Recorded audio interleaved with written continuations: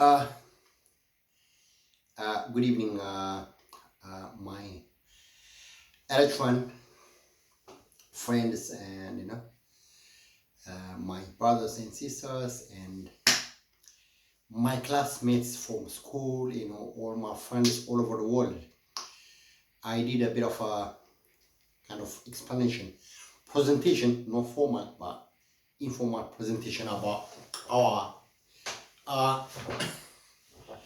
our endowment, our wealth in our nation. And now I'm going to explain about our sea endowment, the Red Sea, my friend.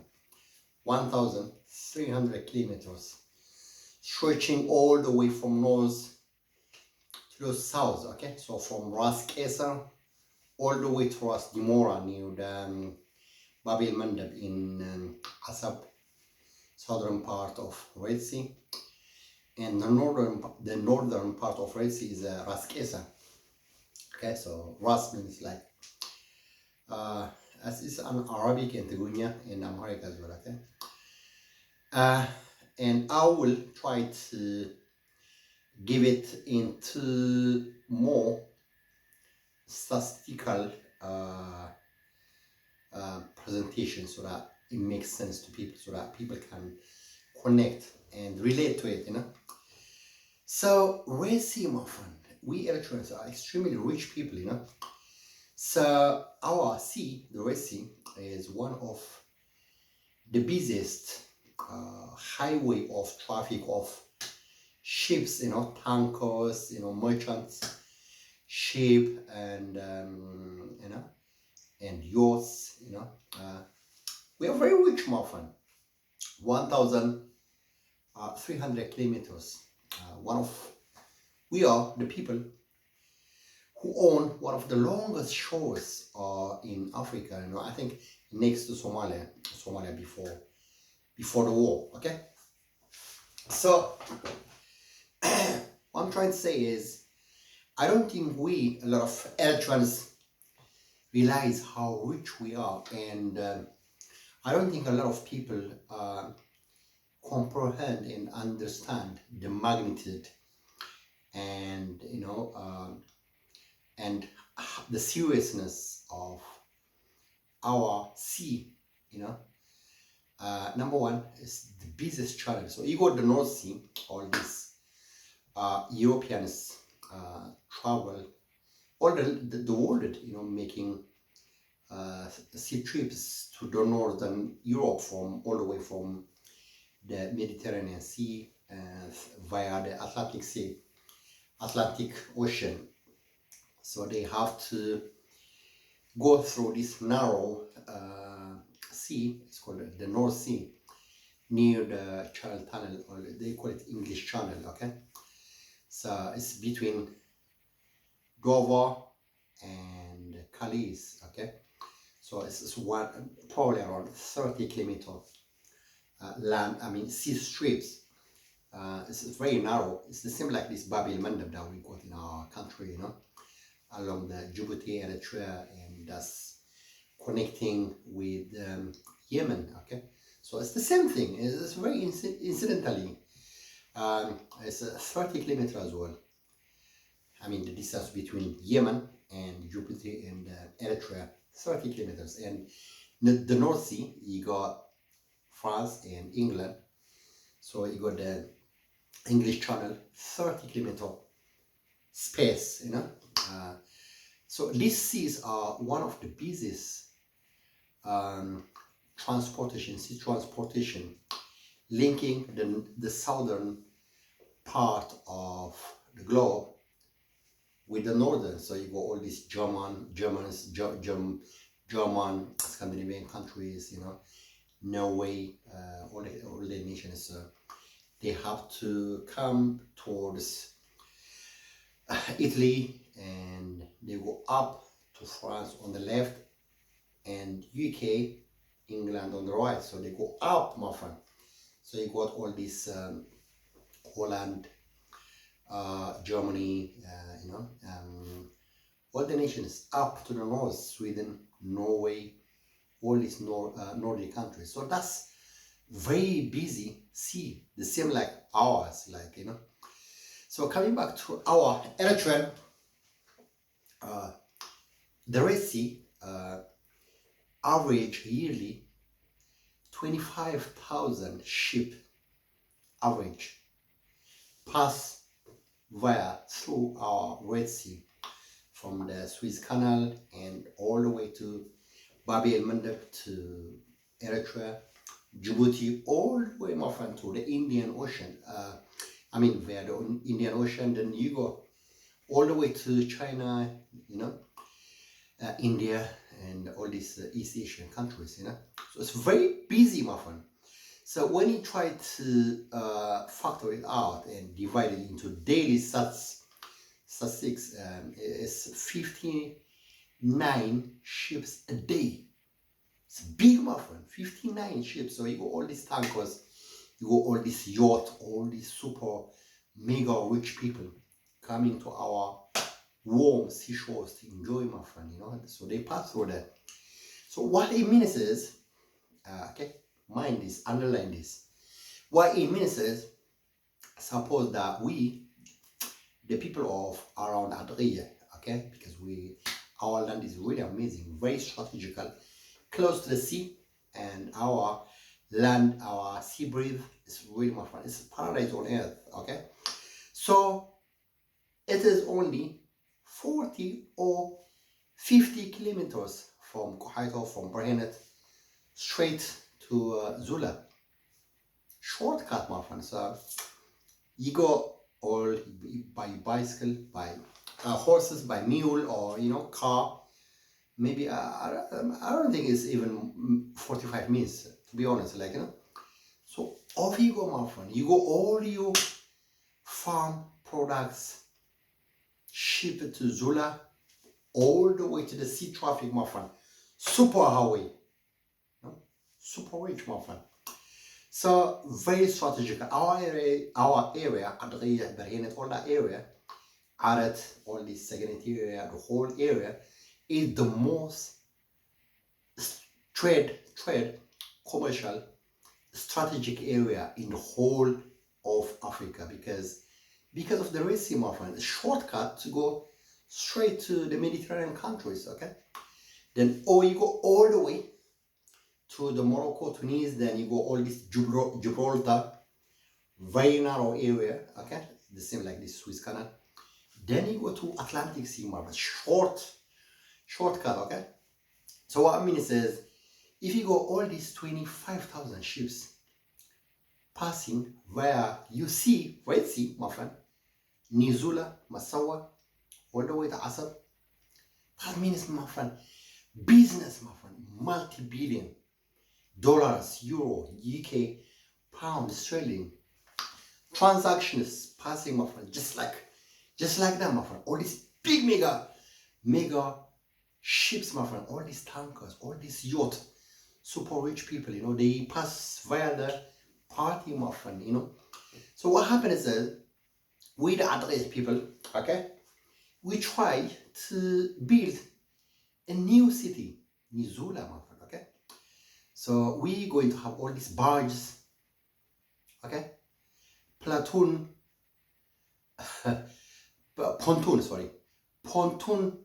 houses, ships, my friend.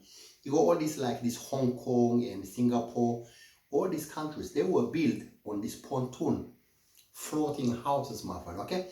So you build the whole big city there, okay. All these 25,000 ships, the goodest people trying to pass via there, my friend. You intercept all the trade, my friend.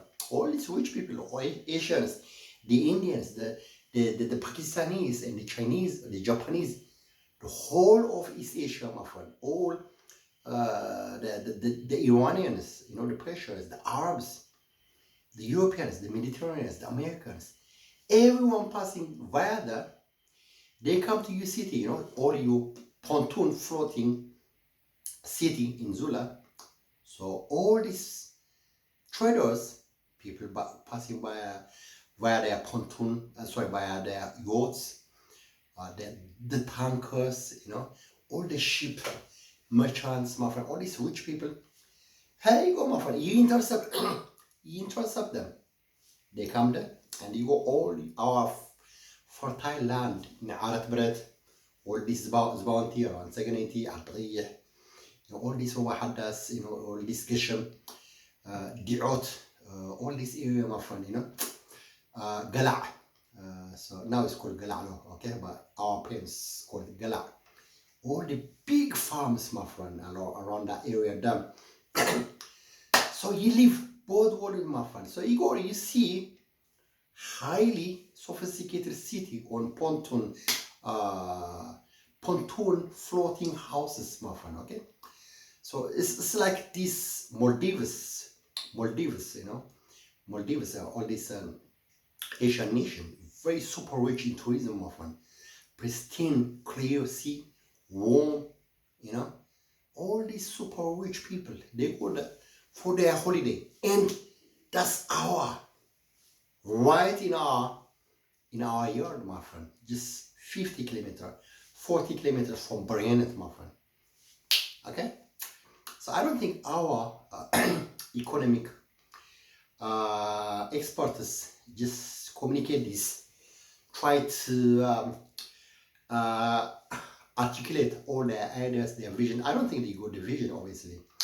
And we got the Minister of Education, they wouldn't say that as well. So you go all these East Asian countries, all these Japanese cities, my friend, they are built, all their cities are islands. They got so many islands, okay? So all this area, all this Ingal, our parents, because my dad used to trade all his life when he was young via Ingal, Zula to Saudi Arabia, okay?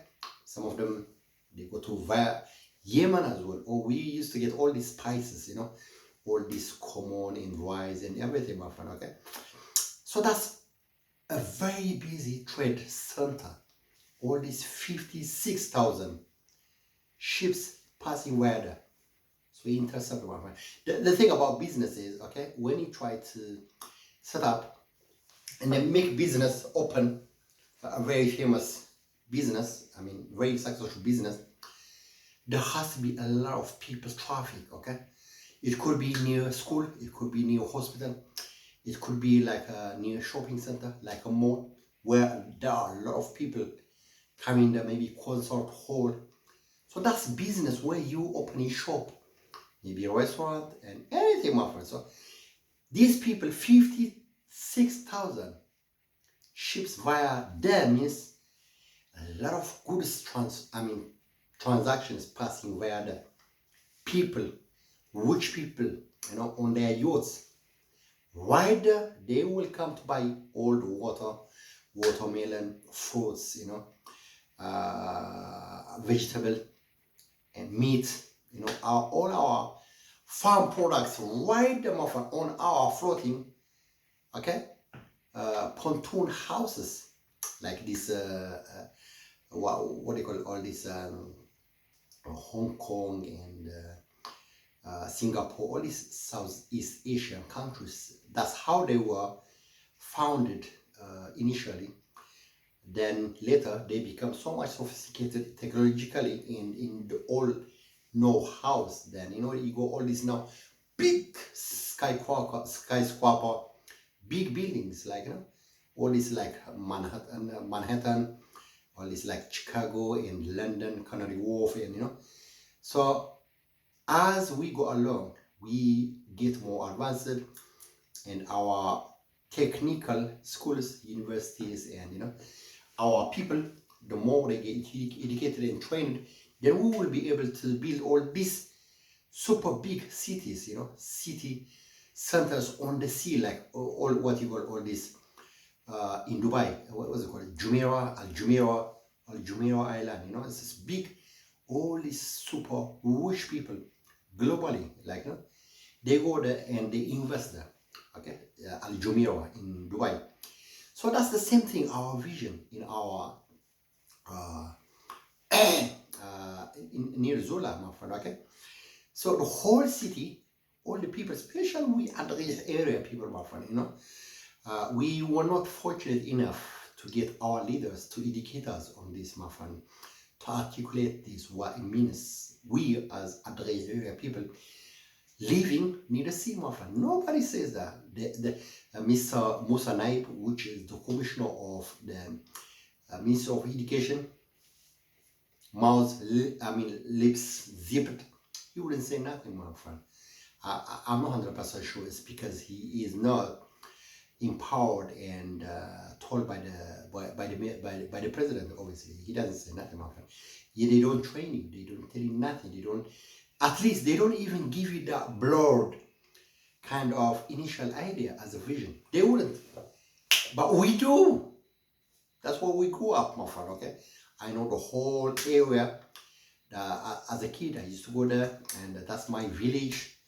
And we are other area people that's near our place, my friend. Okay, so all our ancestors from 2,000 years, 3,000 years, my friend. Okay, they used to trade with whole globe, my friend. Okay, and when the weather is extremely hot, they used to come to the highland, which is our village and town. You know, you go all this. It used to be called Kolowe that time, okay? So that was how it was. So during very hot weather, which is around July and June, July, August, September, our people come to the highlands, to our area, because that's paradise on earth, my friend, okay? But during more milder weather, I think I got mixed up with the months, exactly how the summer and how the winter around the areas. But what I'm trying to establish and communicate with all of you is during the extremely very hot weather, we come up to our villages and all our seabreeze, and we go all our houses, villas, chateaus, you know, manor houses, and you know, all our Hedmo, Maraba, and everything, all our farms, my friend. So during the other areas, now we go all this AC, you know, air freshener, I mean, was air conditioner, everything, my friend. Now we're not living in the ancient times. Now we live in modern lifestyle. Okay, so that Zula, okay, that is how we built a new city, my friend. Initially, you start as floating house, pontoons. Okay, so it's big, 5-6 bedrooms. They are floating on the road.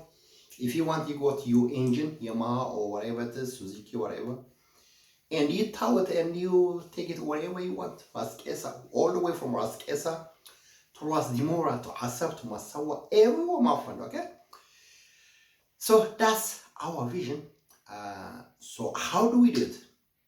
There are two things. Number one, if you take it as a government initiative policy, which is as a macro level policy to rehabilitate our economy, and you know, that kind of like this Marshall Plan, the Marshall Plan of what the Americans used to give all these nations who were collaborating with them during the Second World War.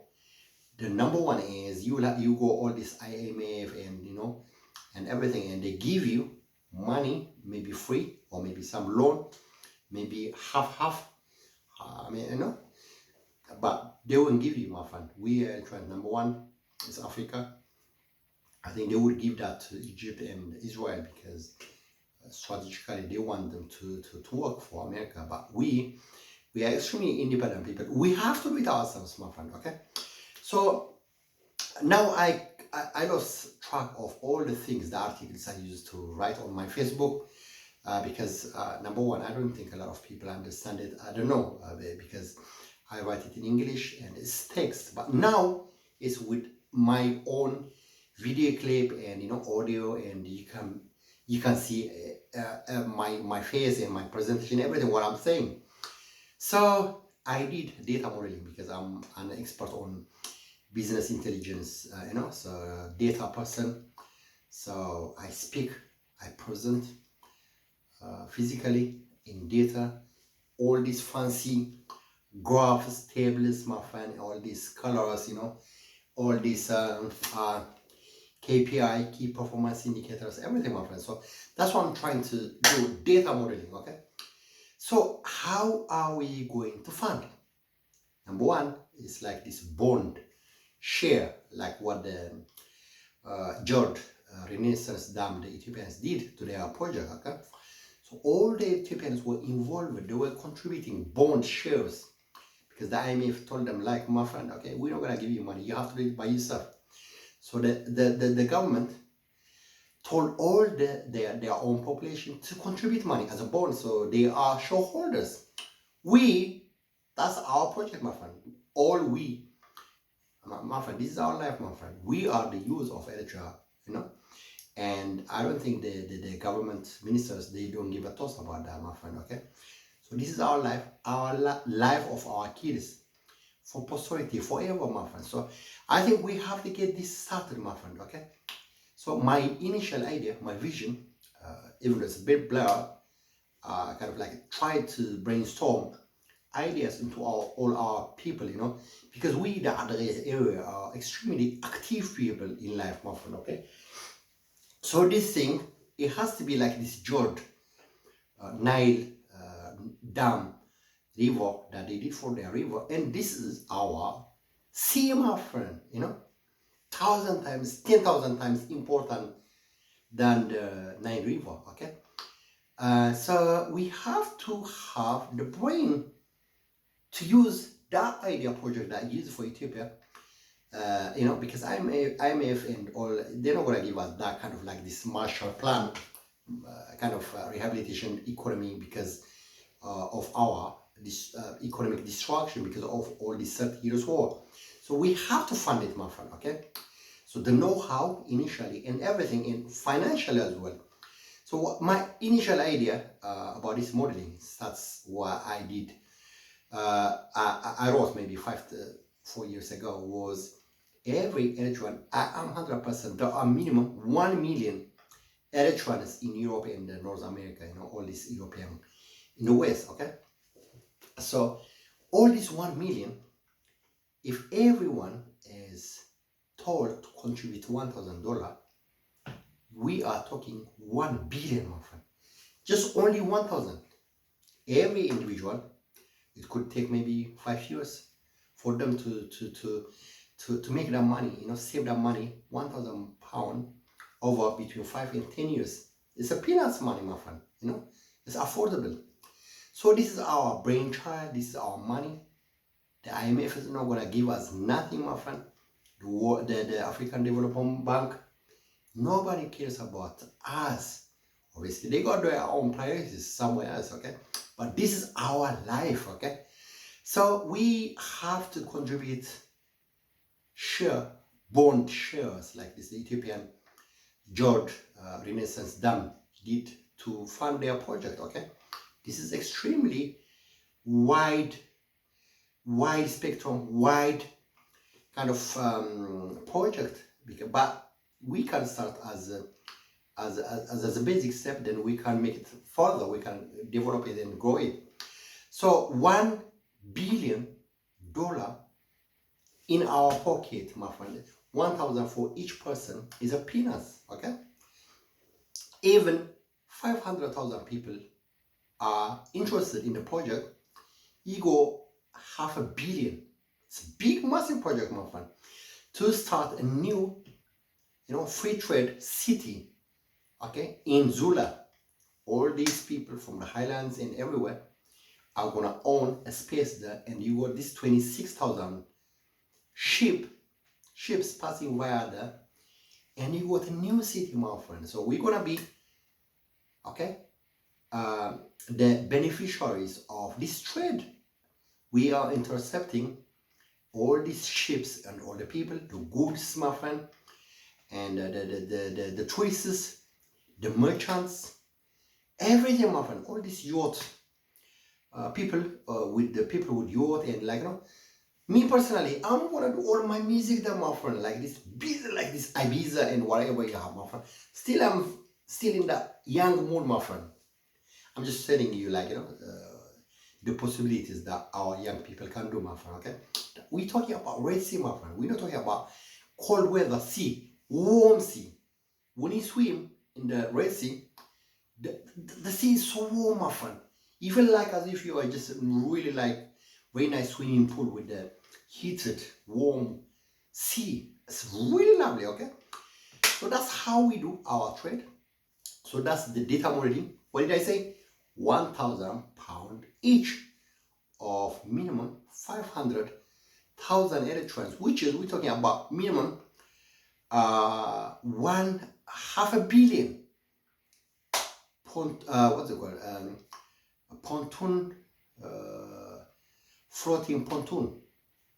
You know, see all our houses. So when anyone needs them, you know, they can tow it with a boat.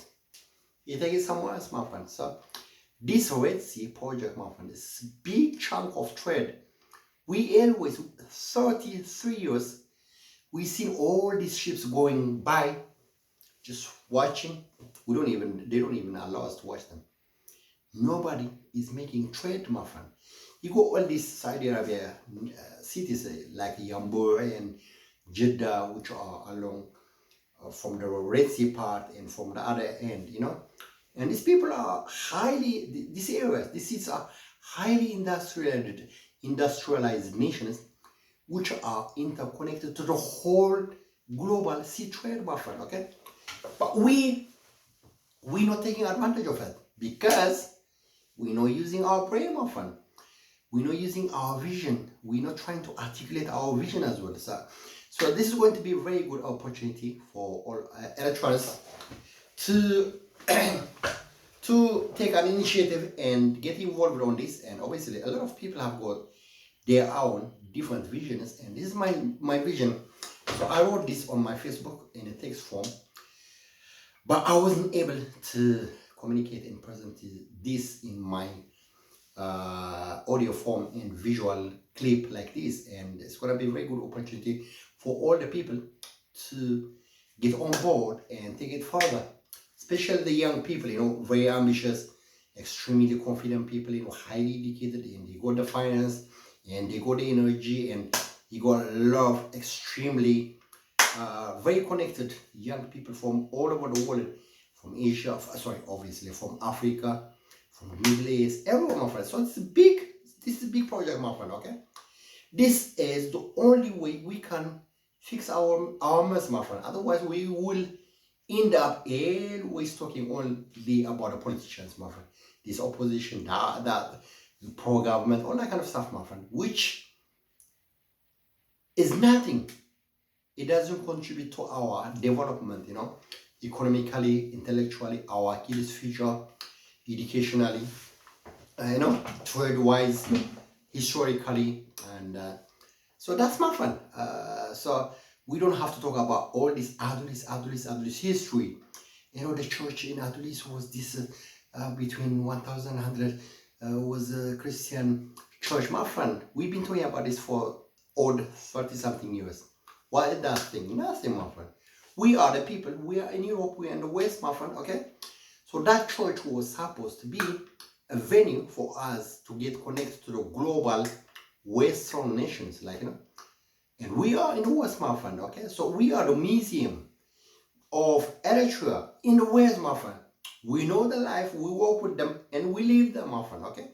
Why do we have to go to the museum and to the church, try to establish, wow, how it was like 2,000 years ago? My friend, this is our life, my friend. We are right there.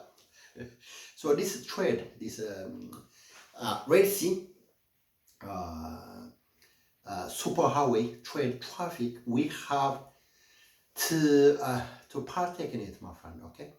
We have to get serious money, and we have to make friends globally, from the Arab nations, from Europe, from America, from Latinos in India, everything, my friend. So this is a big opportunity for us to contribute and, you know, getting involved with that and take it further. So that's my data modeling. Obviously, I'll put you the link to what I wrote a long time ago about this data modeling. We electronics kind of trying to have this Marshall Plan kind of, you know, restarting our economy and our ideas, and so this is very tangible ideas that we can take it further and develop it for future. Okay guys, so thank you very much, and I do appreciate your patience. Thank you.